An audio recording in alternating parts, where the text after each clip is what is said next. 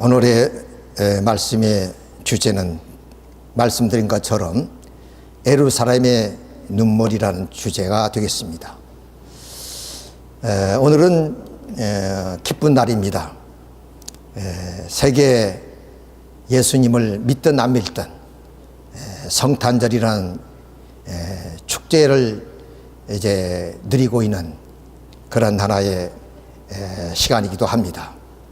이렇게 예수님은 우리가 알지 못하지만 그 예수님의 복음의 말씀은 땅끝까지 전해져서 오늘 만민이 바로 그리스도의 탄생을 축하하는 기쁜 날이지만은 오늘 주제가 상반된 내용입니다.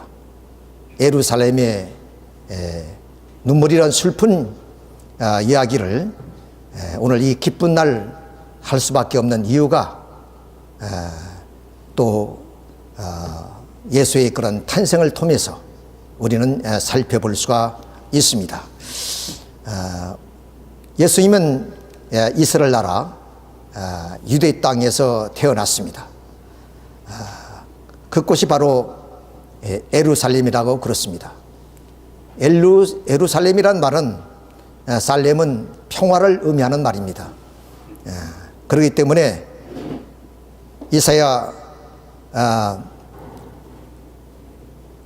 말씀에는 이는 나의 영원한 쉴 곳이라고 하셨던 것처럼 하나님의 집이며 또한 예수님이 몸된 곳이 바로 예루살렘 성전입니다.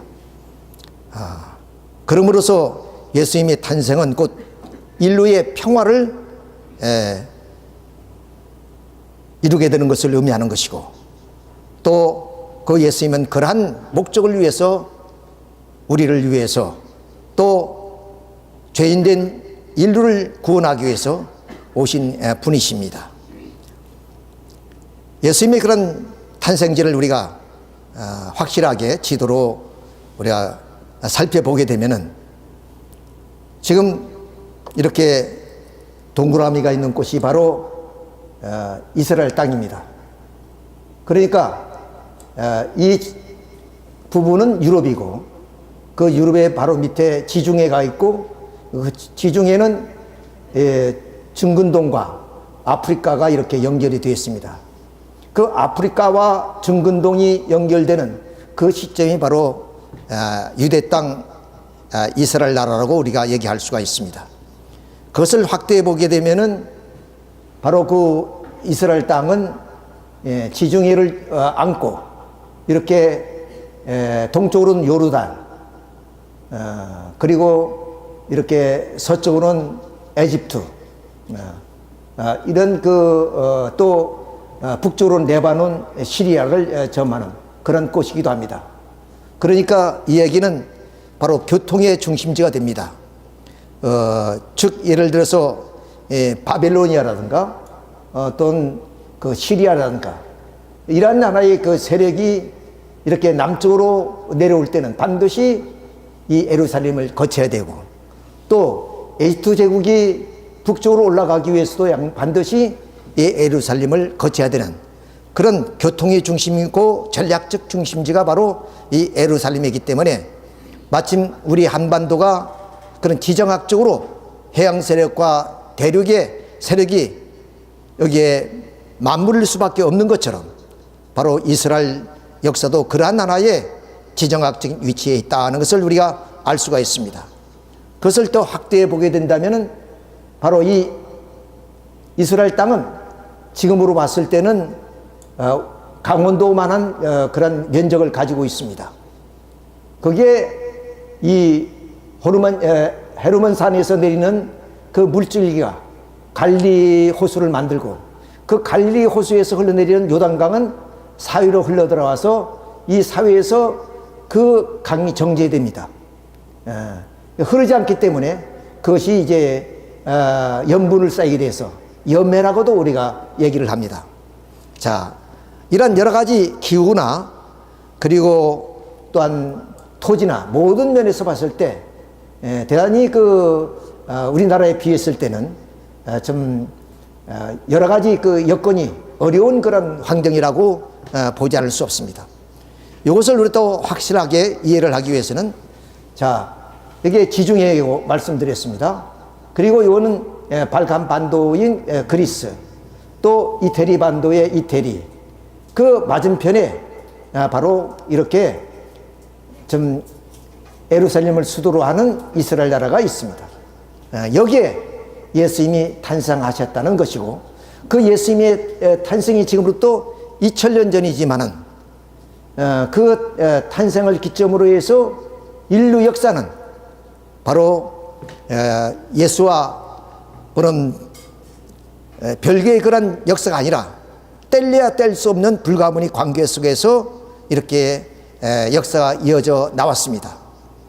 그러니까 예수님 탄생 이후에 인류 역사를 가리켜서 예수 없이는 인류 역사를 논할 수 없다는 그런 얘기가 있지만은, 그러나 예수 이전에도 예수와의 관계가 없이는 또 이 히브리 민족의 역사가 있을 수가 없는 그런 입장에 있는 것입니다.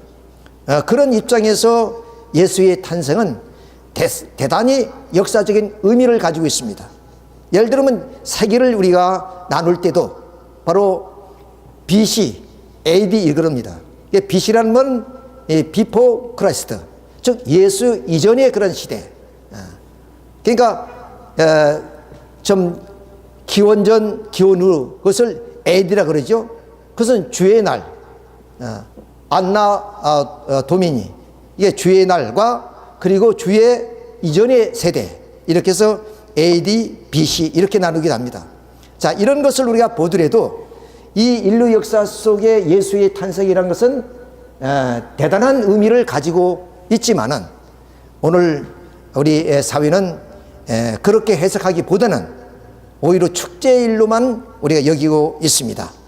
자, 예수님은 예루살렘, 당시에 뭐 이건 지금 현대화된 하나의 도시입니다만은 당시도 역시 예수님 당시에 예루살렘입니다. 자, 이 이스라엘의 수도가 원래는 그 분쟁 때문에 텔아비브에 있다가 좀 얼마 전에 이렇게 예루살렘으로 수도를 이전했습니다. 그러나 역시 그 텔아비브는 뭐 상업의 중심이요 외교의 중심으로서의 역할을 하고 있습니다만은, 옛날에도 예수님 당시도 예루살렘이 한 나라의 수도였습니다. 그리고 거기에는 바로 예수님을 상징하는 하나님의 집인 예루살렘 성전이 있던 곳입니다. 여기에 이미 예수님이 탄생하기 900년 전에 이사야 선지자는 이런 예언을 합니다. 한 나이가 우리에게 낳고 한 나라를 우리에게 주신 바 되는데 그 어깨는 정사를 메었고 그 이름을 기묘자라, 모사라, 전능하신 하나님이라, 영존하신 아버지라, 평강의 왕이라 그랬습니다. 그러니까 장차 이 애기 예수가 탄생하는데 그 애기 예수는 어떠냐?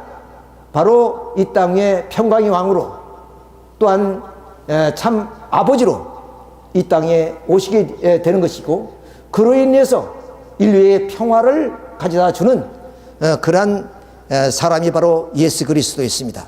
그러니까 유대 민족은 이런 애기 예수가 탄생하게 되면 그 예수는 하나님의 왕권을 가지고 이 세상을 치리하는 그런 분으로 생각했던 것입니다. 자, 이런 의미에서 우리는 그 예수님의 탄생의 전후를 우리가 한번 살펴볼 필요가 있습니다. 특별히 이 시간은 시간이 없기 때문에 예수님 탄생 이전의 역사를 통해서 예수님의 십자가까지 말씀드릴 그런 내용이 되겠습니다. 자, 우리는 이스라엘 민족을 아브라함에서부터 이제 시작이 됩니다. 마침 우리나라의 단군 할아버지와 같은 분이 아브라함입니다. 예, 아브라함의 42대, 정확히 말하면 대수로 말한다면, 세속적인 대수로 말하면 42대 후손이 예수님입니다. 근데 예수님은 이상한 말씀을 합니다. 내가 아브라함 이전부터 있었다, 이런 말씀을 하세요. 그러니까 이런 세속적인 그런 하나의 역사와 예수님이 말씀하시는 그 역사는 전혀 다릅니다.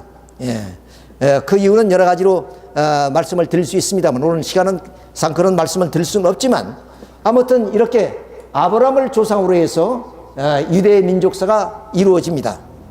근데 이제 아브라함이 원래 고향은 저 우르라는 그런 곳입니다. 그 우르와 갈대에서 좀 떠나서 바로 가나안 땅으로 들어오시는데, 그 가나안 땅에서 출발한 것이 이스라엘 민족의 역사라고 볼 수가 있습니다.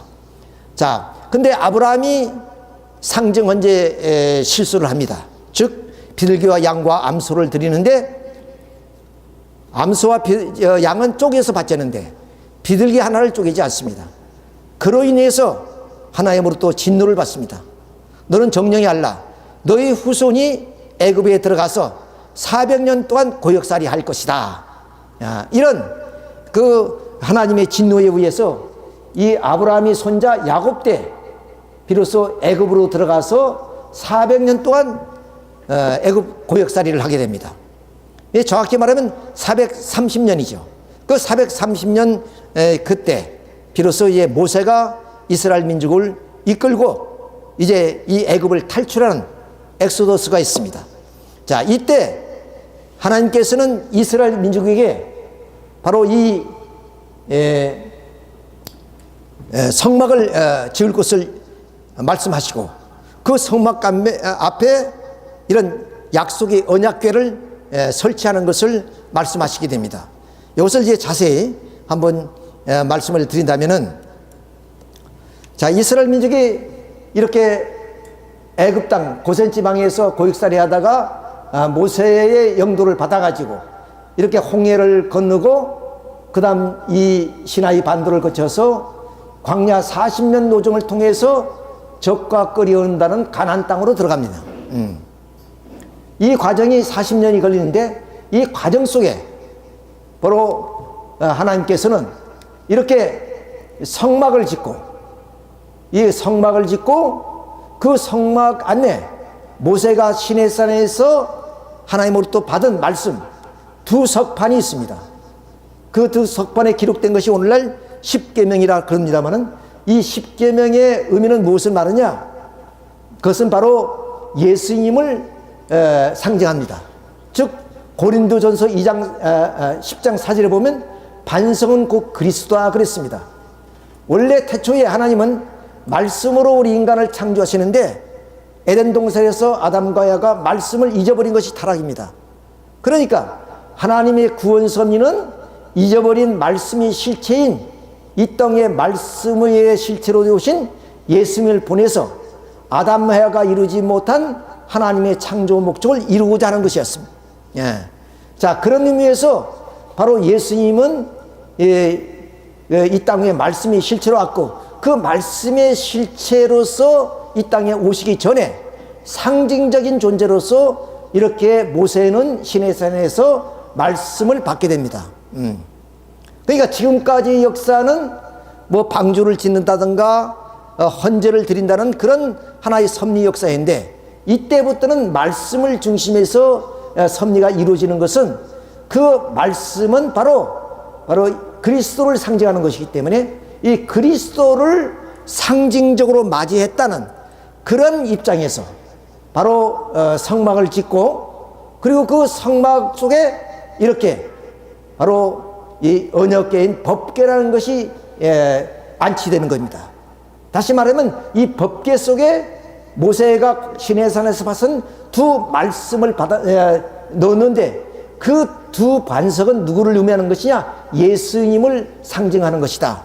그러니까 이미 이때의 예수님은 상징적으로 임했다는 겁니다. 물론 실제적으로는 1600년 만에 오십니다. 1600년 만에 실제적으로 예수님이 마리아의 잉태를 통해서 태어나는데, 그 1600년 전에 하나님은 모세를 통해서 말씀을 주시고, 그 말씀은 예수님의 상징체로서 이렇게 법궤 속에 넣어서 뭐냐면 그 법궤를 모시는 성막을 짓게 만들었던 겁니다. 그러니까 이 성막을 중심해서 이스라엘 민족은 이제 노예 생활에서 가나안 땅으로 돌아오는 과정 속에 바로 이렇게 상징적으로 이 땅에 오신 예수님을 믿고 가는 겁니다. 그러니까 말씀드린 것처럼 예수님의 탄생에서부터 역사가 뭐냐면 새로워진 것이 아니라 이미 예수님이 탄생 이전 1600년 전부터 바로 예수님의 탄생을 예고하고 있었다 하는 것을 우리가 여기서 알 수가 있는 겁니다. 자, 그래서 이스라엘 민족이 이렇게 노예 생활에서 이제는 가나안 땅에 돌아와서 40년의 광야 로정을 거치죠.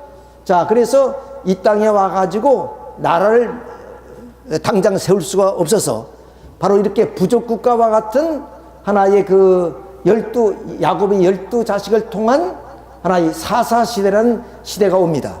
이 사사시대가 바로 400년 걸리죠. 자, 이런 400년 걸린 후에 비로소 이 민족이 나라를 세우게 됩니다. 그때 초대 왕이 사울 왕이고 둘째가 다윗 왕, 솔로몬 왕 각각 40년 치리를 합니다. 자, 근데 이 다윗 왕이 왔을 때 이런 부족 국가와 같은 형태인 이 민족이 이렇게 큰 나라를 만들고 그리고 강력한 북강변을 이루게 됩니다. 자, 이런 시대를 통일왕국 시대인데 이스라엘 민족사의 가장 융성한 시대가 바로 이 시대입니다. 이런 시대가 120년밖에 안 되지만 하여튼 이 120년 동이 이 이스라엘 민족사에는 가장 융성한 나라였다. 이걸 우리가 알 수가 있습니다. 자, 그러면 이렇게 사울왕, 다윗왕, 솔로몬인 통일왕국 시대까지 오기까지 그 민족은 어떠한 나라의 역사의 과정을 밟아왔느냐 하는 것을 다시 한번 말씀을 드린다면 아브라함의 상징언제 실패로 말미암아 바로 그 야곱 손자 때부터 애굽 고역에 들어갑니다. 자, 근데 이 야곱에는 12자식이 있었습니다. 자, 그 12자식의 뭐냐면 자식 가운데 어떤 자식을 통해서 하나님은 이 땅에 궁극적으로 메시아를 보내는 것, 예수를 보내고자 하는 것이니까 예수를 보내시게 되느냐 하는 것이 대단히 중요한 의미를 가지고 있습니다. 야곱의 12자식인데 야곱이 부인이 레아라는 큰 라헬, 이거 자매입니다만은 이 두 여인에서만 난 것이 아니라 몸종인 실바와 빌라에 의해서도 낳습니다, 자식을. 자, 이렇게 해서 13자녀를 낳아요, 13. 근데 그 중에 딸, 디나라는 딸이 하나 있습니다. 그 예나 지금이나 뭐냐면 그 딸은 이런 우리도 마찬가지입니다만은 어떤 족보상에 그런 제외되죠. 혈통이. 자, 이때도 역시 마찬가지입니다. 자, 그런데 여기에 디나는 딸이니까 직분이 배제되죠.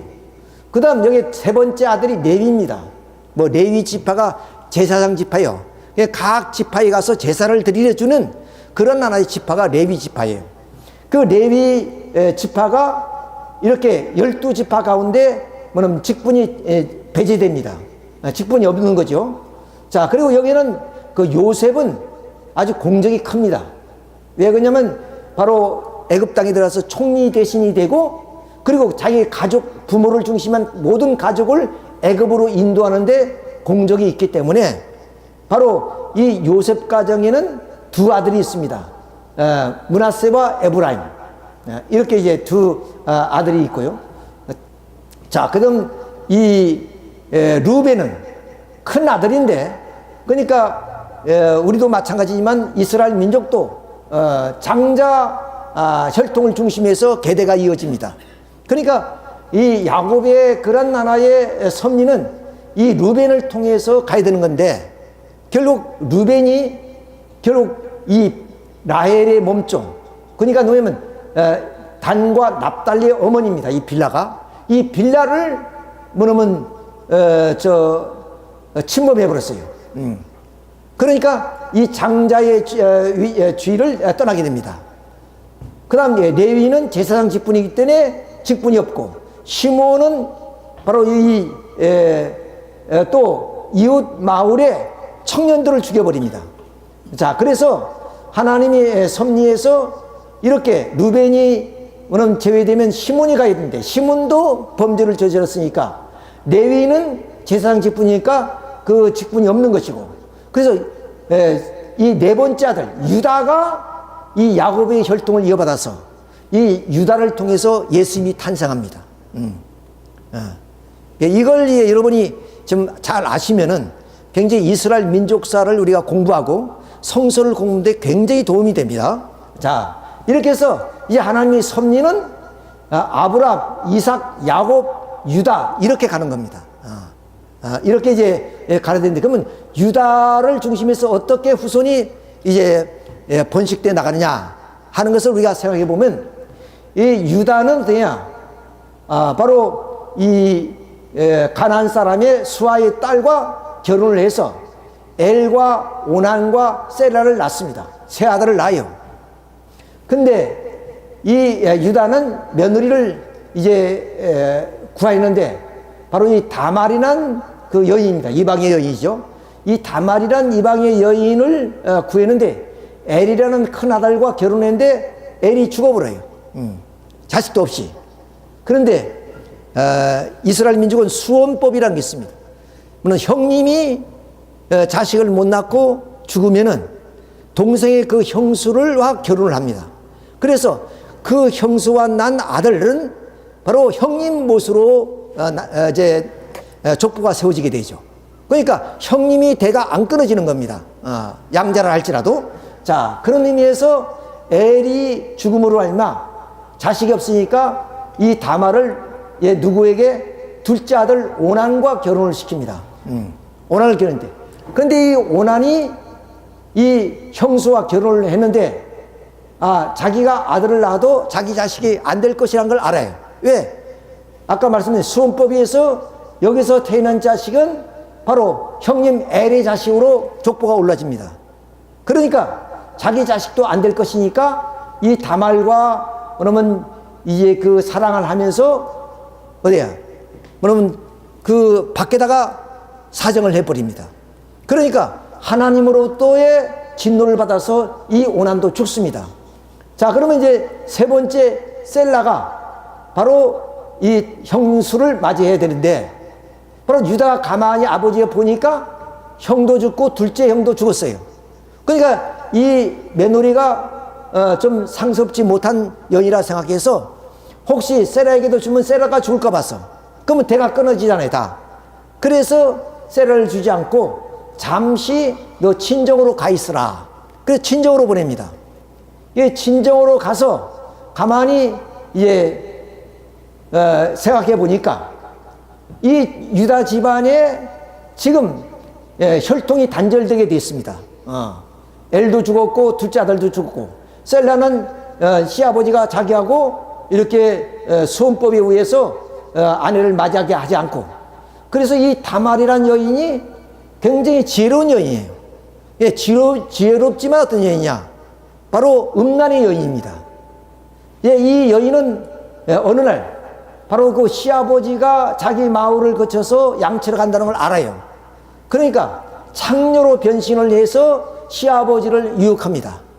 그래서 그 시아버지와 이렇게 하룻밤을 자는 거예요. 자, 하룻밤을 자는데 이렇게 소문이 납니다. 아니, 이 과부가 임신했다는 소문이 동네에 퍼집니다. 근데 그때 당시는 음란한 여인은 돌로 쳐 죽여도 뭐는 이제 죄가 되지 않은 그런 시대였습니다. 엄격한 하나의 그 윤리 사회였지요.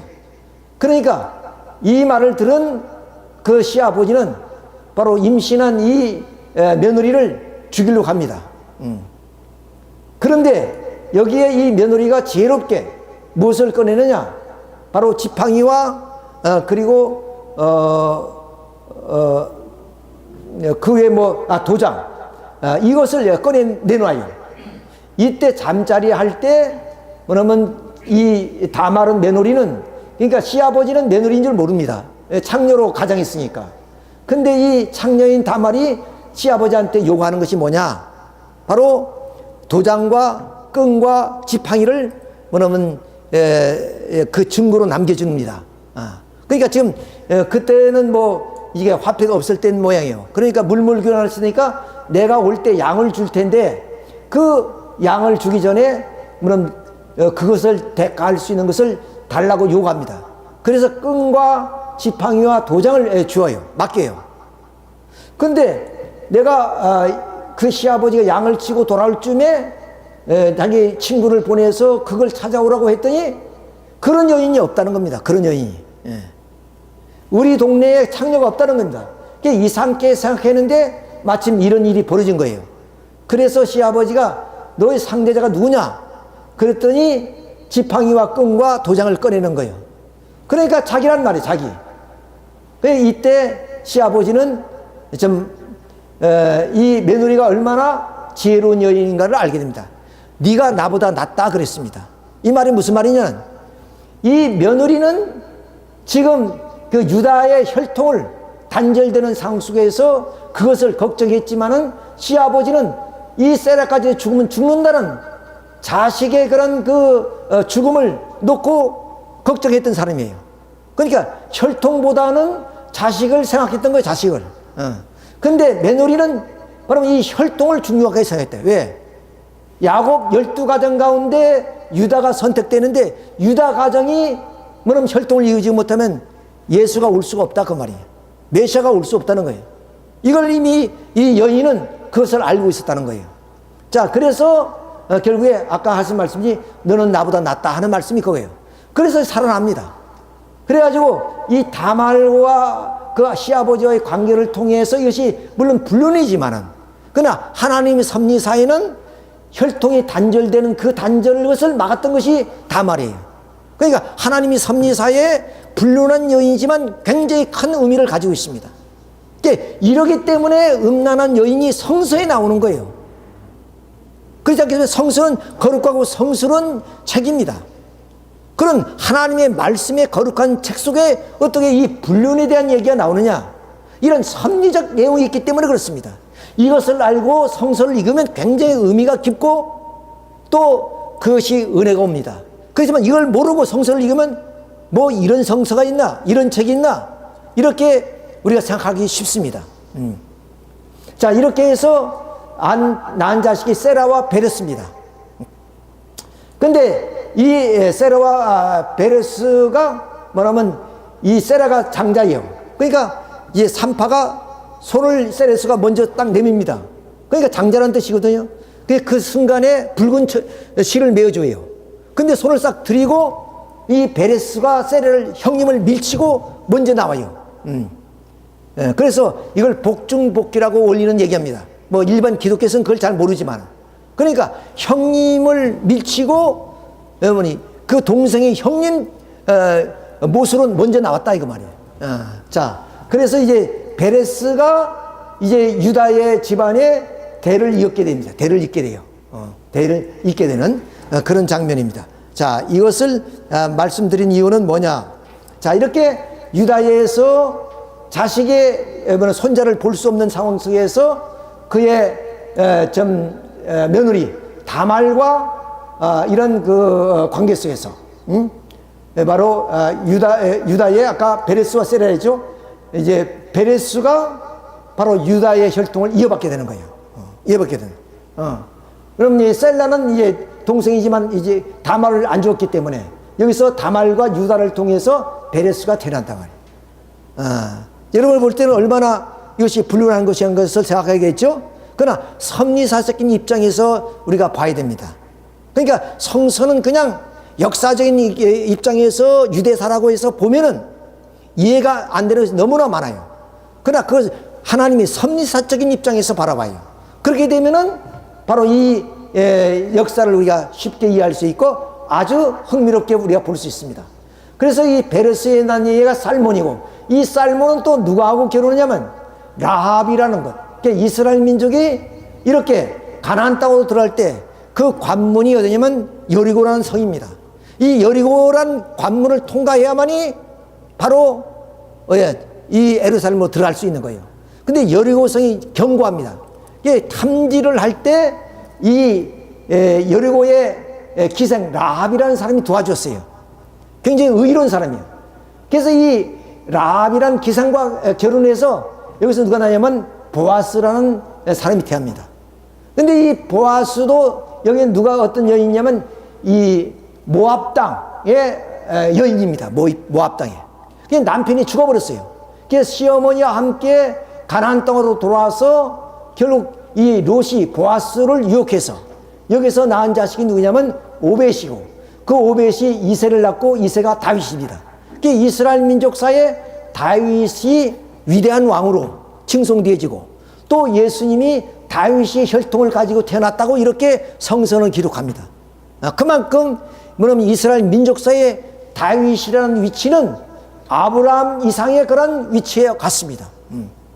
자, 그러면 이렇게 다윗의 혈통이 이러한 유다의 후손으로서 그런 좀 다말이라는 이 불륜한 관계를 통해서 또 이방인 나합과 가나안족이죠. 가나안 7족 가운데 한 사람입니다. 그 다음 모압 여인하고 이렇게 태어나서 다윗이라는 위대한 왕이 태어나고, 그 다윗의 혈통을 통해서 예수님이 탄생하게 되는 그런 하나의 내용이 됩니다.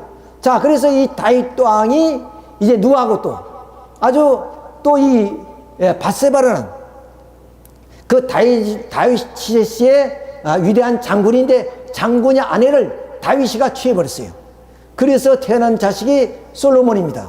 그러니까 다윗 왕 이어서 솔로몬 왕이 이제 등장하지요. 그 치세가 바로 이 통일왕국 시대 120년입니다. 120년 이렇게 치세를 이루죠. 자, 이때 이 솔로몬 왕이 좀 이스라엘 민족이 오매물방 기다려왔던 성전이 건축됩니다. 이 성전에 어떤 의미를 가지고 있냐? 바로 이 법궤가 바로 성막에 안치되어 있다 그랬죠. 근데 유랑생활을 했기 때문에 천막을 뜯게 되면 이 법궤를 메고 또 다녀야 되는 거예요. 그걸 40년 그렇게 했습니다. 이제 가나안 땅에 돌아와서 그들은 이 성막이 아니라 천막궤거든. 이런 성전을 짓는 것이 목적이었어요. 근데 지금까지 나라가 없었기 때문에 성전을 못 지었는데, 결국 사울왕 다윗 왕을 거쳐서 솔로몬 왕 때 비로소 이 성전이 건축돼서 천막 속에 넣었던 그런 하나의 법궤가 바로 이 성전에 안치하게 됩니다. 그러니까 그 말은 뭐냐? 바로 이 하나님 집에 예수님의 상징체가 여기 있다는 것은 바로 이스라엘 민족이 이 성전을 중심해서 그럼 절대적인 믿음과 순종으로서 이 성전을 받들게 되면 그 기대 후에 예수님이 실체적으로 오신다는 거예요.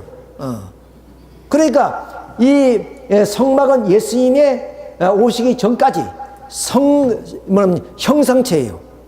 그러니까 지금 예를 들어서 재림주님이 오실 때라고 그럽니다. 그럼 재림주님이 오실 때까지 교회가 필요한 거예요. 에덴 동산에 교회가 필요했던 것이 아닙니다. 인간이 타락했기 때문에 그 타락한 인간들이 사탄 편에 서 있단 말이에요. 그러니까 이 사탄 편에 서 있는 이 인간들이 거룩한 성스러운 삶을 영위하기 위해서 바로 예수님이 형상체인 이 성전에서 예배를 봄으로 말미암아 바로 성결한 삶을 살아가는 겁니다. 그런 믿음이 기대 후에 예수님이 오시게 된단 말이에요. 그러니까 만일 이 땅에 지금 재림 시대인데 재림 주님이 오시면 성전이 필요 없어요. 교회가 필요 없습니다. 그 교회 자체가 바로 예수님이시니까 재림 주이시기 때문에, 그러면 그 재림 주님을 모시고 마침 우리가 아버지로 오신다니까 부모로 모셔서 그분의 축복을 받고 우리는 바로 이 땅 위에 평화의 세계를 이루는 겁니다. 그러니까 이 교회란 건 언제까지냐? 재림 주님이 오실 때까지. 그냥 유대 민족으로 봐서는 예수님이 오실 때까지 성전이 필요한 것이지, 예수님이 오면 성전이 필요 없어요. 응? 예수님 자체가 그러면 예수님 성전이니까. 자, 이런 입장에서 이렇게 솔로몬이 성전을 지었다는 것은 예수님이 이제 곧 오게 되었다, 그런 뜻입니다. 그리고 유랑하던 민족이 이제는 나라를 세우고 정착되어서 북강변을 이루어서 뭐냐면 주의 모든 나라를 지배할 수 있을 만큼 강력한 나라가 됐다는 거예요. 자, 그러니까 사실상 예수님이 언제 와야 되는지 이때 와야 되는 거예요. 이때 오는 겁니다. 그러니까 약 1000년 앞서 와야 되는 건데 어떤 일이냐? 솔로몬 아들이 바로 르호보암인데 이 르호보암 때 이 나라가 분열이 되어버립니다. 분열이 돼. 그래서 남북쪽 분립시대가 간단 말이에요. 그러니까 이 통일왕국 시대에 솔로몬이 성전을 지어서 사탄의 완전히 침범 조건을 다 물리치고 이 땅 위에 예수님이 딱 오시게 되면 그때 이 땅 위에 평화의 세계가 실현되는데 솔로몬이 타락으로 말미암아 이 나라가 분열됨으로 인해서 사탄이가 침범했다는 거예요. 사탄이가 침범했어. 그래 예수님이 다시 연장돼서 천년이라는 역사가 연장돼서 예수가 오는 겁니다. 이런 섭리예요. 자, 이렇게 되니까 바로 이 북쪽, 남북으로 갈려졌단 말이에요. 그래서 북쪽에는 요나, 아모스, 호세 같은 선지자를 보내서 이 사람들이 분열되다 보니까, 즉 이 통일왕국 시대는 이 성전을 중심에서 이스라엘 민족이 단합된 마음으로 주님이 오시길 때까지 절대적인 믿음과 순종으로 신앙생활을 했습니다. 근데 솔로몬이 이방의 여인들을 이제 좀 맞이하면서 이방의 신들, 이런 신들을 섬기는 입장에 대해서 이 나라가 사탄이 침범하게 됐단 말이에요. 자, 그러니까 이 남북으로 갈린 이 나라에는 바로 이렇게 이방의 신을 섬기고 우상을 섬기고 이렇게 이 나라가 바로 망국의 길로 가는 거예요. 그러니까 하나님을 오직 한 분이신 하나님을 섬기지 못하고 바로 이런 우상을 섬기고 그리고 사회는 죄악이 난무하고 이런 분열된 그 사회 속에서 하나님이 이 민족을 깨우치기 위해서 이런 선지자를 보냈단 말이에요. 그리고 남쪽에는 어떠냐? 미가, 이사야, 에레미야, 스바나, 요엘, 나홈, 오바다, 하박국 이런 선지자를 보낸 겁니다. 그러니까 이 분열된 왕국에서부터 예수님이 오실 때까지 4대 선지와 12소선지가 나옵니다. 그러니까 16 선지자들이 나와서 이스라엘 민족이 하나님으로부터 불신해가는 그것을 막기 위해서 회개시키고 그리고 망국으로 치닫는 이 나라를 보호하기 위해서 그야말로 핍박과 박해를 받으면서 16 선지자가 피눈물로 이 민족과 지도자들에게 호소를 합니다. 그렇게 살아서는 안 되고 그런 나라를 만들어서는 안 된다. 우리는 모든 우상을 다 버리고 하나님 말씀처럼 오직 여호와 하나님만을 섬겨야 된다고 그렇게 와서 외치게 됩니다. 그러나 다 이분들이 말을 안 믿어요. 그래서 결국에 이때 어떠냐? 이 미가하고 이사야, 에레미야 이 사람이 앞으로 장차 예수님이 오신다. 메시아가 온다. 이사야는 특히 아까 말씀드렸지 한 나이가 우리에 낳고 한 나들을 우리에게 주신 바 되는데 그 어깨는 정사를 맺고 그 이름을 기묘자라 모사라 전능하신 하나님이라 영존하신 아버지라 평강의 왕이라 할 것입니다. 그러니까 앞으로 이 나라에 메시아가 어디냐? 바로 평강의 왕으로 이 땅에 와서 사탄을 다 물리치고 평화의 세계를 이룰 그런 구세주가 이 땅에 온다. 그런 희망과 꿈을 심어줬습니다. 그런데 이스라엘 민족이 그걸 잘 안 믿어요. 그래서 이 나라가 북쪽 이스라엘이 멸망하고 남쪽 유대가 바벨로니아에 포로됩니다. 포로돼서 포로 생활 70년 하는데 이 70년 생활 속에서도 여기에 다니엘, 에스겔 이런 선지자들이 또 메시아가 올 것을 예언합니다. 자, 이러다가 다시 이스라엘 민족이 결국에 고향 땅으로 돌아와서 결국 예수님이 올 때까지 예수님을 맞이하기 위한 허물어진 성전을 재건하고 그래서 준비하는 기간 동에도 여기에 스가랴, 말라기라는 선지자들이 나와서 예수 탄생을 얘기합니다. 스가랴는 어디냐? 바로 미가는 이 예수가 어디에 오냐? 베들레헴에 온다는 거예요. 베들레헴에. 실제로 베들레헴에서 태어났거든요. 그리고 스가랴는 바로 시온의 딸들아, 에르스의 딸들아, 즐거이 기뻐하라, 춤을 춰라. 널 다스릴 왕이 내게 온다 그랬습니다. 이게 예루살렘에 왕이 온다는 거예요. 예루살렘이라는 것은 당시의 수도였으니까 그런 상징성을 가지고 거기에 오신다 그 말입니다. 이렇게 예수님이 오는 장소까지 이렇게 선지자를 통해서 메시아의 탄생을 다 예고한 기대 후에 비로소 예수님이 탄생합니다. 그러니까 이러한 준비와 그리고 이러한 선지자들의 예언에 의해서 이스라엘 민족은 오신 예수님을 왜 영접하지 못했느냐예요. 오늘 탄생일이지만은 즉 크리스마스이지만 예수님이 결국에 33년 만에 생애를 마치고 그것도 어떻게 마칩니까? 노쇠에서 육신이 늙어서 죽은 것이 아니라 이스라엘 민족의 반대로 인해서 십자가에 못 박혀 돌아가셨단 말이에요. 그러니까 이러한 하나의 섭리적인 배경과 이런 선지자들이 예언에도 불구하고 이스라엘 민족은 오신 예수님을 알아보지 못하고 십자가에 못 박게 됐다 한 슬픈 얘기예요. 그래서 오늘 말씀의 제목이 예루살렘의 눈물이라는 주제가 되는 겁니다. 자, 그러면 여기 앞서 예수님이 오기 전에 탄생하기 바로 6개월 전에 어떤 사건이 있었느냐. 자, 이 사가랴 가정이 어떤 가정이냐면은 제사장 가정입니다.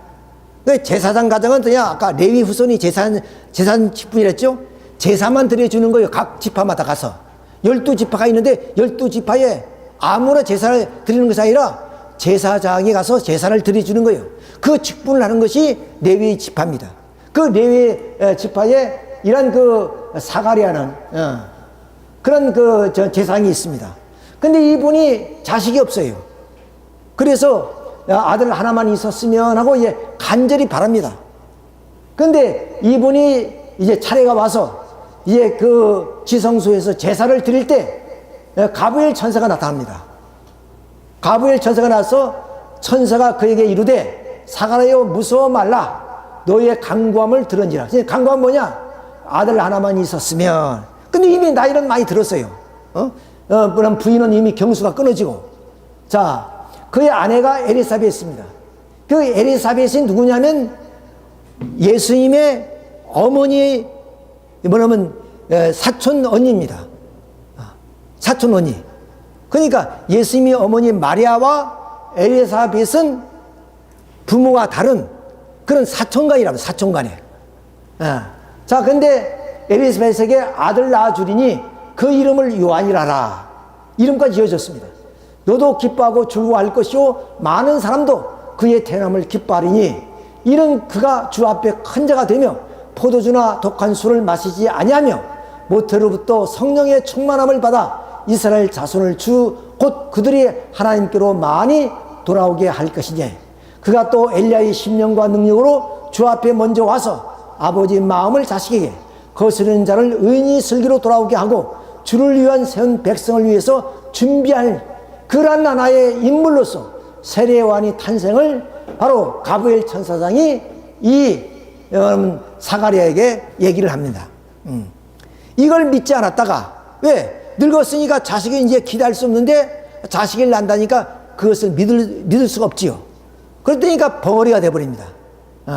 자, 벙어리가 돼서 결국에 이제 집에 돌아와 보니까 아내가 임신을 했어요. 근데 그 아기가 요한인데 요한이 예수님보다 6개월 먼저 태어납니다. 6개월 먼저. 자, 그러니까 예수님의 어머니 마리아와 그리고 엘리사벳이 사촌 자매라 그랬죠. 그러니까 예수님과 그리고 세례 요한이 바로 뭐냐면 사촌 이종 자매, 이종 형제간이 되겠죠. 근데 또 이 천사가 누구에게 나타나냐면 마리아에게도 나타나요. 마리아. 자, 천사가 마리아에게 나타나서 이르되 마리아여 무서워하지 말라. 내가 하나님의 은혜를 입었느니라. 그래서 보라 내가 잉타하여 아들을 낳으리니 그 이름을 예수라라가. 그가 큰 자가 되고 지극히 높으신 이의 아들이라 일컬어질 것이요 주 하나님께서 그 조상 다윗이 이를 왕위를 그에게 주리니 영원히 야곱의 집에서 왕로 다스릴 것이며 그 나라가 무궁하리라. 마리아가 천사에게 말하여 나는 남자를 알지 못해요 어찌 일이 있으리까. 천사가 대답하여 이르되 성령이 내게 임하시고 지극히 높으신 이의 능력이 너를 덮으시리니 이러므로 나실 바 거룩한 이는 하나님의 아들이라 일컬음을 받을 것이라. 자, 그래서 이 사가랴 가정에도 천사가 나타나서 세례요한의 탄생을 예고했듯이 또 마리아에게도 천사가 나타나서 바로 하나님의 아들이 태어날 것을 예고합니다. 놀라운 역사죠. 자, 이렇게 해서 그 천사의 말을 듣고 이 마리아는 바로 언니 집으로 달려갑니다. 언니 집으로. 그래서 성서에는 언니 집에 가서 40일 동안 있었다 하는 얘기가 있어요. 그래 간 겁니다. 그때 가보니까 언니가 뭐냐면 임신을 했는데 6개월 됐어요. 근데 여기에 40일 동안 있으면서 어떠냐? 대저 하나님의 모든 말씀을 능하지 못하심이 없느니라. 아까 성령으로 탄생한다 그랬죠?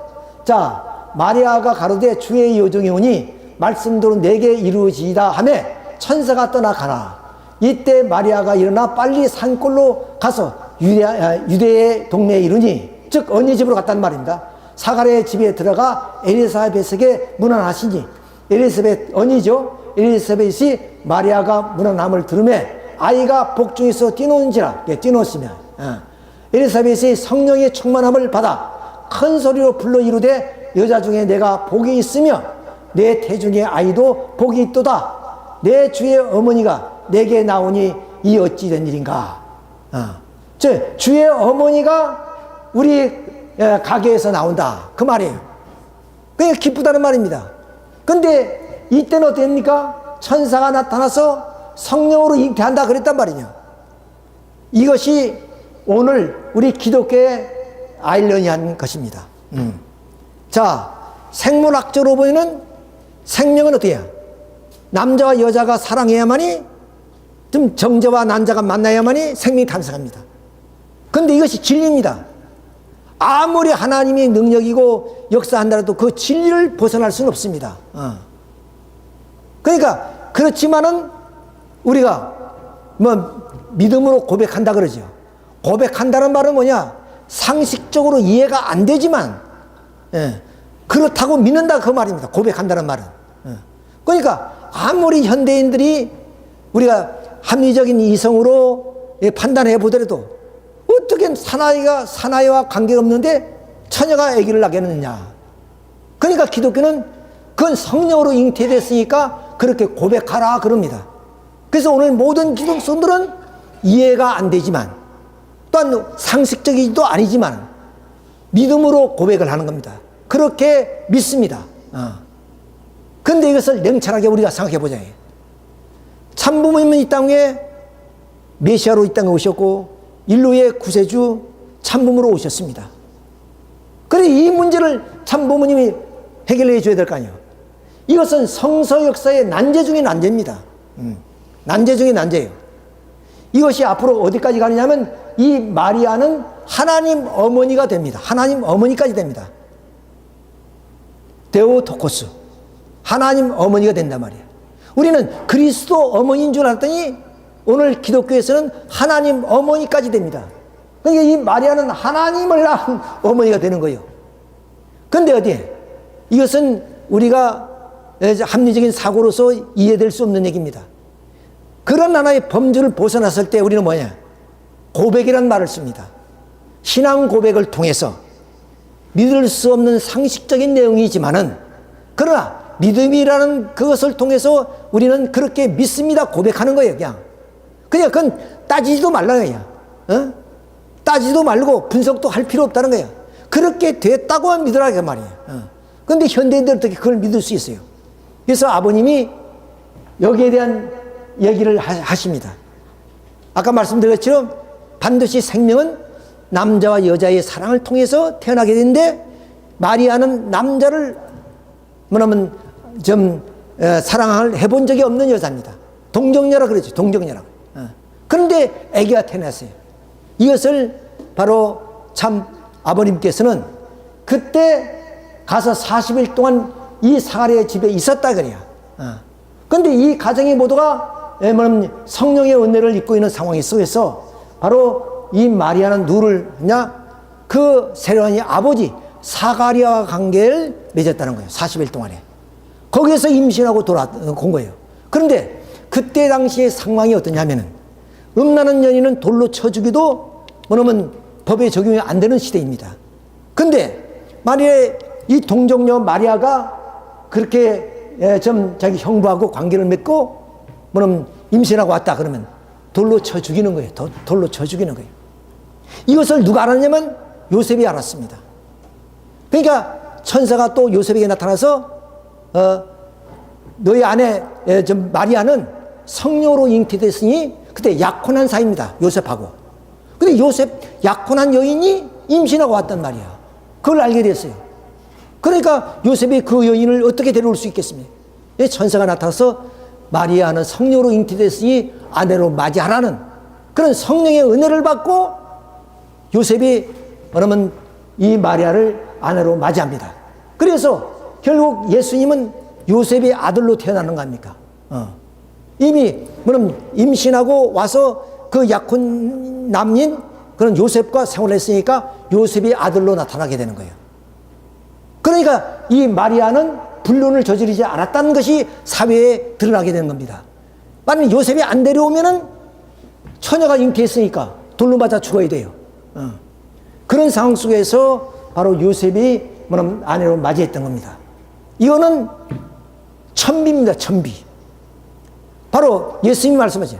내가 너에게 할 말이 많으나 너희들이 감당치 못하리라. 지금까지 내가 비유로 말했지만 이제 때가 오면 바로 진리의 성령 오시면 모든 것을 밝히 일러주느냐 그랬습니다. 그러니까 우리는 믿을 수 없고 상식적이도 아닌 그런 내용을 신앙 고백이라는 것을 통해서 믿습니다. 그런 우리가 믿을 수 없는 것, 그런 하나의 천비를 아버님은 밝히셨단 말이에요. 만약에 이 얘기가 그럼 초창기에 아버님이 40대라든가 그야말로 이 통일교회가 핍박받을 때 선포했다면 아버님 맞아 죽어요. 그렇잖아요. 그때는 기독교가 얼마나 이 나라에 강했습니까? 지금은 종교의 자유도 있고 그러니까 어떤 얘기를 해도 그건 핍박을 받을 망정 그런 일은 없겠죠. 그러니까 아버님이 이 말씀을 선포합니다. 동정녀 마리아가 그대로 성령으로 잉태된 것이 아니라 바로 사가랴의 집에 가서 그때 사가랴의 집에 갔다고 말이에요. 40일 동안 있었단 말이에요. 그때 사가랴하고의 사랑관계를 통해서 그때 태어난 자식이 예수라는 사람이에요. 그렇다고 예수가 성령을 입지 않고 인간적인 세리완처럼 그 사가랴의 아들이다 이것이 아니라 그때 성령의 역사가 일어나서 이 땅에 메시아 구세주 그리고 예수님으로 이 땅에 탄생하게 된 것이다. 그러니까 생명은 어떻게 탄생했느냐? 그냥 동정녀 마리아 성령의 역사에 의해서만 딱 떨어진 것이 아니라 반드시 정자는 난자에 들어가서 생명이 잉태되니까 잉태 과정은 그런 과정을 거쳤단 말이에요.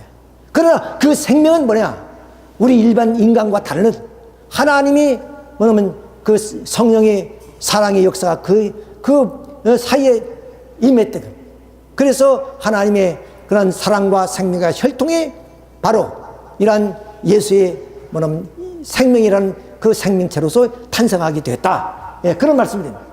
자, 그러니까 여기서 이 엘리사벳이 이제 40일쯤 됐으니까 40일 있었으니까 임신했다는 것을 알고 기뻐하는 거죠. 그리고 우리 집안에 바로 이렇게 주의 어머니가 나오게 됐다. 이렇게 기뻐하는 모습입니다. 이때 이 가정은 다 알고 있었습니다. 그런데 이것을 유대 사회에 밝힐 수가 없는 거죠. 예를 들어서 형부와 처제가 그런 관계를 이건 불륜이거든요. 더구나 제사상 가정인데. 그러니까 이것이 비밀로 되다 보니까 또 이런 하나의 예수님 당시의 제자들도 어떻게 이해되는지 모르지만 그것을 노골적으로 밝힐 수 없는 사회. 예? 어떤 윤리사회니까. 율법을 중심한 아주 절대적인 그 윤리사회니까 이걸 어떻게 꺼낼 수 있게. 그래서 아마 성서학자들이 성령으로 잉태했다. 이렇게 기록할 수밖에 없었던 것이 아니냐. 이렇게 우리가 볼 수 있습니다. 이게 굉장히 중요한 얘기죠. 그러니까 오늘 이 말씀을 여러분에게 얘기하는 것은 예수 성탄일이란 말이에요.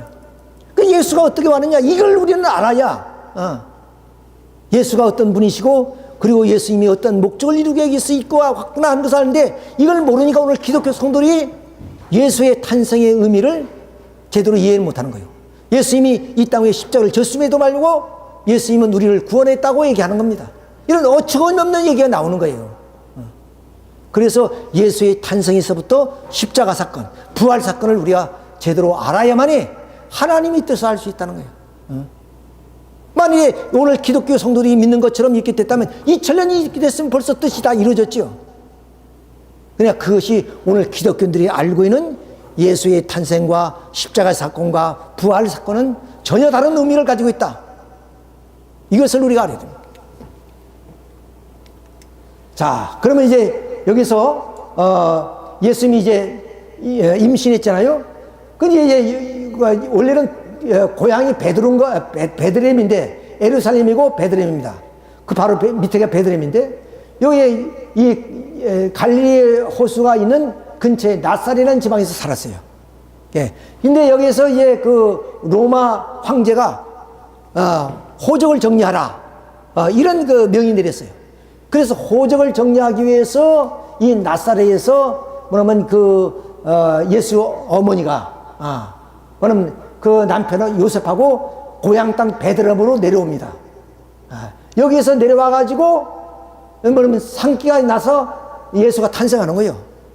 근데 이거는 이제 왜냐면 자기 고향이지만 자기가 거처할 곳이 없으니까 바로 이 양이 뭐냐면 우리에 들어가서 방이 없으니까 그때는 호적거리에 들어오는 사람들이 많으니까 뭐 그런 여관이라도 빌리 형편이 못 됐으니까 아마 그런 그 양의 그 음악에서 태어난 모양이죠. 이때 동방박사가 옵니다. 별을 보고 예수가 이렇게 탄생한 곳에 이때 뭐냐면 이 사람들은 국경을 넘어서 오는 거예요. 아라비아 지방에서 왔으니까. 그러니까 이제 그 나라에는 군대가 있을 것이고 그래서 너희들이 어디로 가느냐 그러니까 이게 우리가 점성술자인데 여기에 왕이 탄생했다. 그 왕에게 예물을 드리고 인사하러 간다. 그랬단 말이에요. 그걸 헤롯 왕이 알았어. 근데 이 사람들은 별을 보고 가는 거기 때문에 정확하단 말이에요. 그렇잖아요. 그 헤롯 왕이 만일에 너희들이 그 왕이 탄생을 예수가 탄생한 것을 보고 돌아오는 길에 나에게도 알려주면 나도 가서 경배를 드리겠다. 이게 거짓말이거든. 왜? 자기가 왕인데 왕이 탄생했다니까 죽여야지. 자, 이것이 이제 가서 예물을 바치고 경배를 하고 천사가 나타나서 오던 길로 말고 다른 길로 가게 만들어 버려요. 그래야 되게 이 헤롯 왕이 속았다는 것을 알아요. 그래서 이제 베들레헴을 어디에 태어났을까? 베들레헴이라는 걸 몰라요. 근데 미가에 보면 유다 베들레헴아 너희는 너 족속 가운데 가장 적지만 너희를 다스릴 왕이 온다 그랬습니다. 베들레헴의 왕이 온다는 그 미가에 약 900년 전에 얘기가 있어요. 예언이 있어요. 그 예언에 속에 보면 유다 베들레헴이라고 기록되어 있단 말이야. 메시아가 어디 오느냐 왕이 어디 오느냐 유다 베들레헴에 온다 그렇게 기록된 거예요. 그래 그 베들레헴에 가서 2살 이하의 여가들을 다 죽여버려요. 그 헤롯 왕이 자 그게 죽인다니까 돼서 그 소문을 듣고 이제 그 고향도 가지 못하고 뭐냐면 어머니 마리아하고 요셉은 아이를 안고 이제는 피난을 가는 거예요. 어디에? 바로 애굽으로 갑니다. 이렇게 애굽으로 피난을 갔어. 그래서 헤롯 왕이 죽은 후에 안전하다고 생각할 때 다시 돌아와서 나사렛에서 생활을 하게 됩니다. 자, 이렇게 이제 나사렛에서 생활하는데 예수가 12살쯤 될 때 성서에 딱 이게 한 구절만 나옵니다. 그러니까 예수님이 유아 시절이라든가 청소년 시절에는 얘기가 없습니다. 성서에. 바로 출가할 때 30세에 이게 출가할 쯤에 또 이제 성서에 얘기가 나오는데 이때 뭐냐면 이 나사렛에서 다시 뭐냐면 예루살렘으로 옵니다. 왜냐면 6월달에 이스라엘 민족은 그 6월절을 기념하기 위해서 예루살렘 성전에 있는 곳에 와서 예배를 드립니다. 그래서 이제 나사렛에서 왔단 말이에요. 와서 이제 그 축제를 마치고 돌아가는데 어제 뭐냐면 온 국민이 와서 그렇게 축제를 마치고 돌아가는 거 아니에요. 그러니까 사람들이 막 밀려서 내려갑니다. 그래서 이제 나사렛을 향해서 그 부모님이 가는 거예요. 그의 부모가 해마다 6월절이 되면 예루살렘으로 가더니 예수께서 12살 됐을 때 그들이 이 절기의 관리를 따라 올라갔다가 그 날들을 마치고 돌아갈 때 아이 예수는 예루살렘에 머무셨더라. 그 부모는 이를 알지 못하고 동행 중에 있는 줄로 생각하고 하룻길 간 직후 친족과 아는 자 중에서 찻때 만나지 못하며 찾으면서 예루살렘을 다시 돌아갔습니다. 그게 하룻길쯤 가는데 뒤따라 오거니 했더니 없어. 그래서 다시 아버지 어머니가 예루살렘을 돌아갑니다. 사흘 후에 성전에서 만납니다. 이제 만난다. 예. 성전에서 이렇게 만납니다. 만납니다. 이렇게. 만나니까 그가 선생 중에 앉으사 그들에게 듣기도 하고 하시면서 묻기도 하니. 그러니까 이게 다 교법사, 율법사들이에요. 오늘 이 율법에 능통한 사람들입니다. 그 12살짜리 아이가 그 율법사들하고 지금 문답을 하는 거예요. 그거 하고 있단 말이에요. 어머니는 이 아이를 찾기 위해서 온 예루살렘을 다 뒤졌는데 이게 만났습니다. 자, 만나니 뭐냐? 기도하니 듣는 자가 다 그 지와 대답을 놀랍게 하기더라. 그 예수의 그런 놀라운 지혜, 그의 부모가 보고 놀라며 그의 어머니는 이르되 아이야 어찌하여서 우리에게 이렇게 하였느니라. 보라 내 아버지와 내가 근심하여 너를 찾았노라. 예수께서 이르시되 어찌하여 나를 찾았나이까. 내가 내 아버지 집에 있어야 될 줄을 알지 못하냐니까. 그러니까 예수는 나사렛에서 살 것이 아니라 아버지 집인 성전에 와서 있어야 될 것이에요. 그걸 왜 아버지 어머니 모르세요? 그러니까 그 마리아나 요셉은 그 어린 예수를 인간적인 측면에서만 바라봤다는 거예요. 그 성령으로 잉태되던 그 과정 속에서의 그 충만한 은혜를 다 잊어버리고 인간적인 측면에서 내 아들이라고만 생각했단 말이에요. 그때 이 예수가 깨어지는 겁니다. 내가 아버지 집에 있는 것은 너무나 당연한데 어디 가서 나를 찾는다고 헤맸습니까? 그 얘기예요. 자, 이렇게 해서 다시 이제 이 어린 예수는 나사렛으로 갑니다. 이 나사렛 근처에 이것이 바로 갈릴리 호수예요. 호수를 바다라고 합니다. 왜? 좀 크니까. 여기서 이제 예수님 제 아들을 만나죠. 자, 이것이 갈릴리 호수인데, 뭐냐면 여기 헤르몬 산인데, 이 헤르몬 산이 지금 레바논 쪽입니다. 이거 레바논 쪽.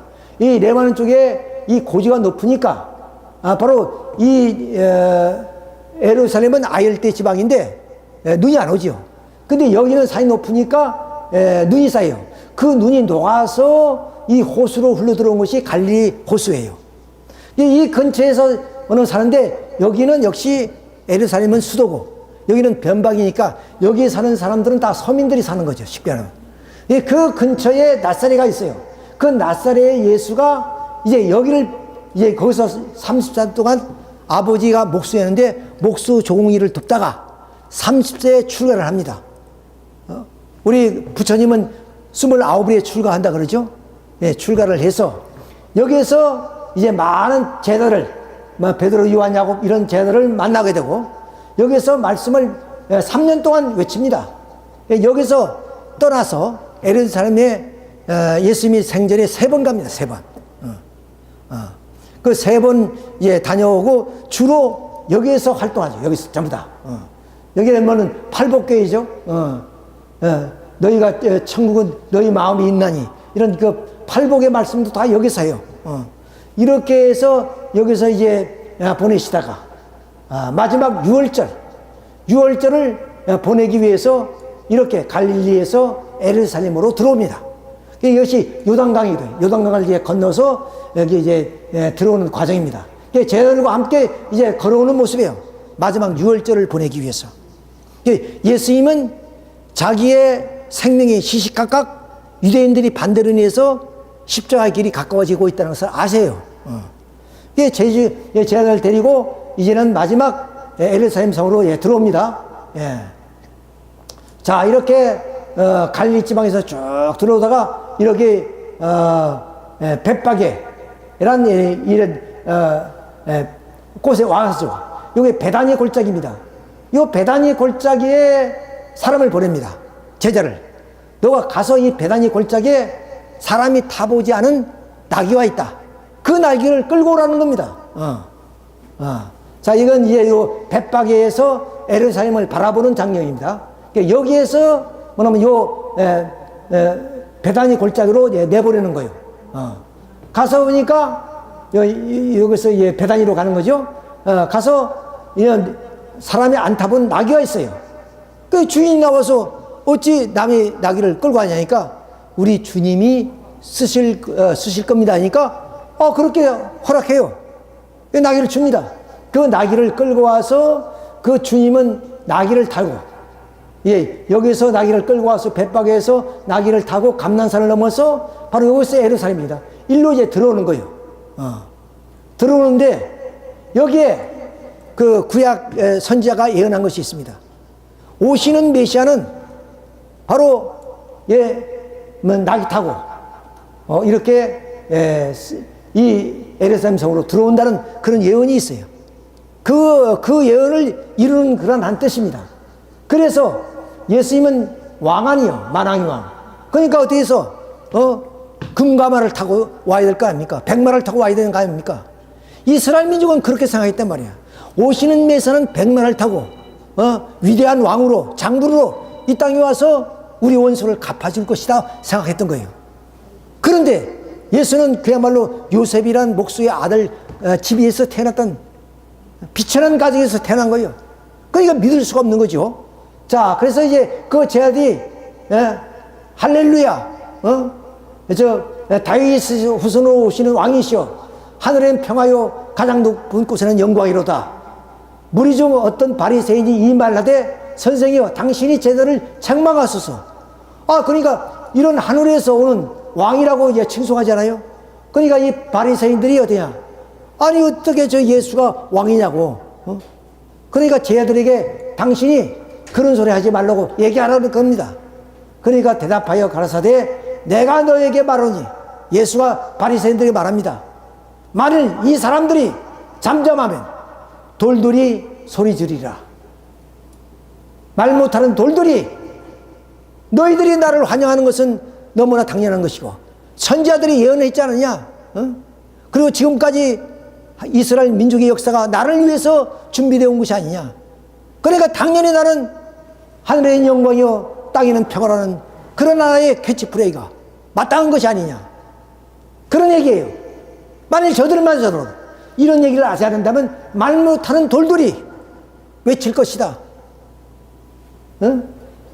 찬송하리다 주의 이름으로 오시는 왕이요 하늘엔 평화요 가장 높은 곳엔 영광이로다. 이 얘기를 이 제자들이, 부족한 제자들이 외치지만은 만일 이마저도 안다면 말 못하는 돌들이 외칠 것이다. 이런 말을 남기고 이제 예루살렘 성으로 들어오죠. 들어와서 결국에 이제 6월절 아닙니까? 6월절을 맞이하면서 제자들과 함께 마지막 저녁을 합니다. 이걸 우리는 만찬이라고 해요. 만찬도 아니고 마지막 저녁을 하면서 마가이 다락방에서 떡을 떼어주면서 이거 내 살이다. 또 포도주를 부어주면서 이것은 내 피다. 내 피와 살을 먹지 않고서 너에게 생명이 없다. 이 말씀 하나 남기고 이제 제자들을 데리고 그래서 그대로 이걸 하죠. 지금 오늘 기독해서 그들을 데리고 들어가느냐? 감람산으로 갑니다. 감람산에 가서 마지막 기도를 하는 거예요. 하나님께.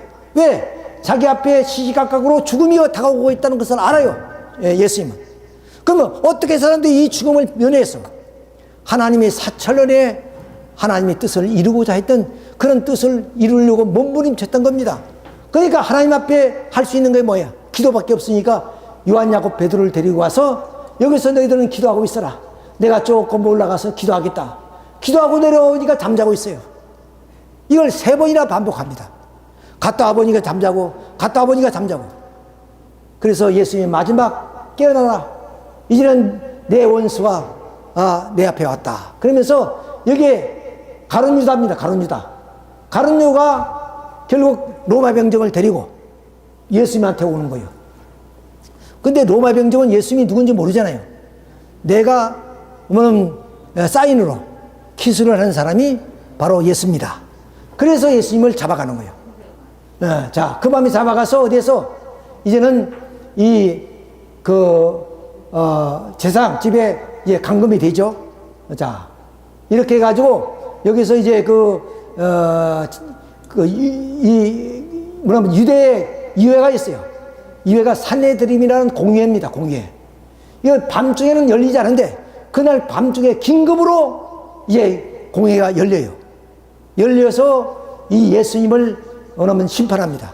여기서 어떤 심판을 내느냐? 바로 사형을 언도합니다. 사형을 언도해요. 이 내용은 이제 시간이 없어서 말씀드리지 못하지만 예수가 이런 유대 공회 산헤드림에서 이 사형 언도를 받을 수 있을 만큼 죄가 무엇인 죄냐? 하나님을 아버지로 했다는 거예요. 자기를 하나님의 아들이라고 이렇게 칭했다는 거예요. 성서에 나오죠? 세상을 이처럼 사랑하사 독생자를 주셨으니 누군지 저를 믿는 자보다 영생을 얻을 것이요. 이거 예수님 말씀이란 말이에요. 근데 유대 민족은 이거 우리가 십계명을 보면 뭐냐면 우상을 섬기지 말라. 너희를 위해서 우상을 세우지 말라. 또 내 이름을 망령되게 하지 말라는 세 번째 또한 그 십계명이 있습니다. 그냥 유대 민족은 야훼를 야훼라고 부르지 않아요. 너무나 거룩한 이름이니까 망령되게 할까 봐서. 그래서 주라 그럽니다. 주라 그래요. 여호와로도 하지 않고 야훼로도 하지 않고 주라고 했던 겁니다. 근데 그 하나님 야훼를 우리 아버지라 그랬단 말이에요. 아버지라 그랬단 말이에요. 자기는 아버지 아들이라 그랬단 말이에요. 그러니까 용서할 수 없는 그런 율법을 범한 사람, 그래서 사형 언도를 합니다. 그런데 이 나라가 당시에 어떠냐? 바로 로마의 식민지였습니다. 그러니까 사형 언도는 이 산헤드림 공회에서 할 수 있지만 집행은 로마 정부에서 해야 돼요. 그러니까 빌라도 법정에 세워야 됩니다. 빌라도가 허락하지 않으면 안 됩니다. 집행은. 그래서 빌라도로 끌고 간 겁니다. 자, 끌고 와서 이제 빌라도가 묻습니다. 너 왕이냐? 내 말대로 내가 왕이다. 그렇지만 내 나라는 여기에 아니다. 하늘나라에 있다. 만일 내 이 나라의 왕이라면 내 쫄병들이 나를 가만히 두겠느냐? 그러니까 이 빌라도는 압니다. 정치적인 왕이 아니라 유대인들이 말하는 그런 왕이구나. 이걸 살려주고 해요. 살려주려고.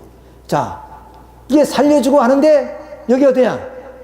바로 여기 문납하는 거죠. 여기에 뭐냐면 이 6월절이 되면 죄수한 사람을 뭐냐면 사면해 주는 얘기가 있어요. 자, 그래서 이 빌라도는 어디냐? 여기 극렬부자 바라바를 이제 내세웁니다. 바라바하고 예수 가운데 누구를 살리면 좋겠느냐? 이 사람은 뭐냐면 정치적인 폭력 행사를 한 사람이고 이 사람은 단지 종교 분쟁이야. 그러니까 빌라도는 예수를 살리자고 할 것이라고 생각하고 이 두 사람을 내놓는데 뭐냐면 반은 전혀 다른 방향으로 합니다. 바로 바라바를 살리고 예수를 죽여라. 그래서 유대인들에 의해서 예수가 십자가를 지게 됩니다. 자, 이렇게 해서 예수를 죽이라는 유대인들의 극성에 의해서 결국 예수님은 이렇게 사형 언도를 방하게 되죠. 그때 이 빌라도가 손을 씻으면서 이 자에 대한 죄는 너희들이 받으라. 나는 무관하다. 그러면서 그 손을 씻어요. 그러니까 이 빌라도는 예수가 의로운 자라는 것은 알아요. 무슨 사형을 집행할 정도의 나쁜 사람이라는 걸 아니라는 걸 알아요. 그래서 손을 씻고 그 다음 유대인들이 이걸 안 하면은 반란이 일어날까 봐서 그래서 할 수 없이 집행을 허락합니다. 그래서 이제 십자를 짊어지고 가다가 유대인들의 여인들이 뭉쳐있는 곳에 있습니다. 물을 한 모금 얻어먹으면서 여인들이 불쌍한 예수가 죽는 것을 보고 눈물을 흘리며 통곡한단 말이에요. 에르사람의 딸들아, 나를 위해서 울지 말라고 했습니다. 때가 이르면 해산하지 못한 배가, 먹이지 못한 젖이, 수태하지 못한 배가 복이 따를 것이다. 그러니까 무자식이 상팔자다. 너희들이 낳은 배 아픔에서 낳은 자식들이 어떻게 너희 후손들이 될 것을 알겠느냐?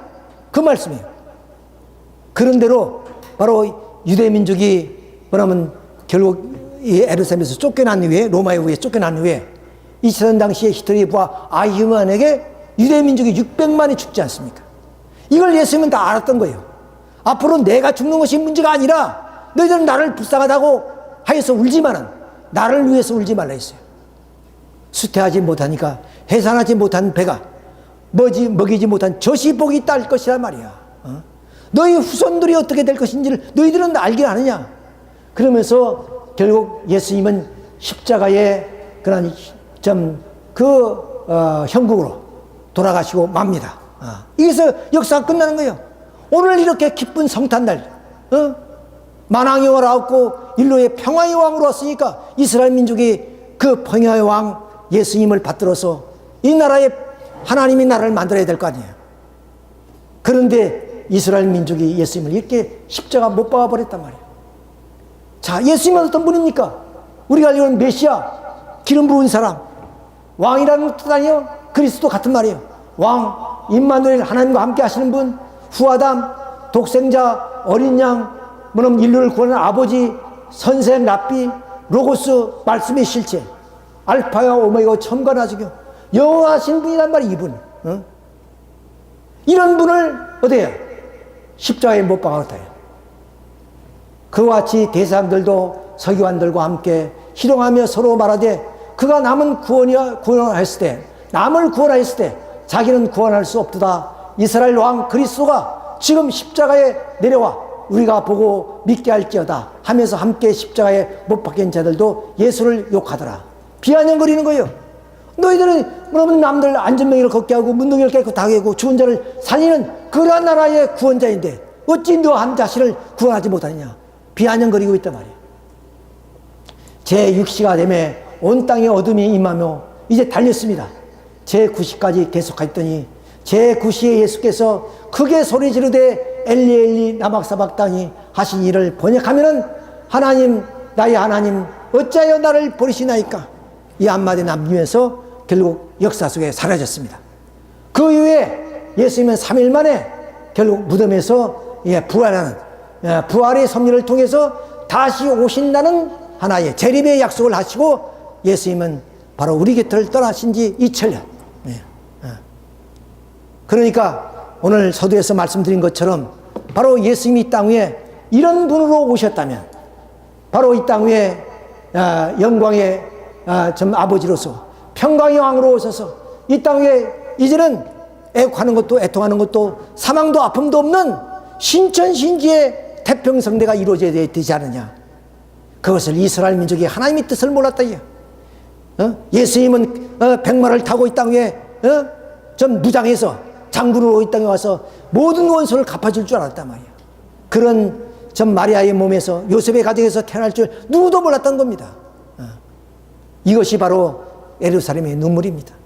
오늘날 기쁜 날, 우리는 온 만민이 즐거워하면서 기뻐해야 될 이 한 날이 바로 하나님이 섭리 사이는 슬픔의 날이고 통곡의 날이 되어 있으며 예수님이 말씀하시면 엘리 엘리 나박사박다니 하나님이 어찌하여 나를 버리시나이까. 그 말을 들으신 하나님의 심정이 어떻고 하나님의 아픔이 어떻겠느냐. 그래서 성서에는 3시간의 어둠이 있었다 그랬습니다. 하나님이 똑바로 볼 수 없어서 고개를 돌로 씌었다 그랬습니다. 그것이 부모의 마음이고 하나님의 마음이라는 사실을 우리가 아셔야 되겠습니다. 우리 함께 찬송 부르고 오늘 말씀을 마치도록 하겠습니다.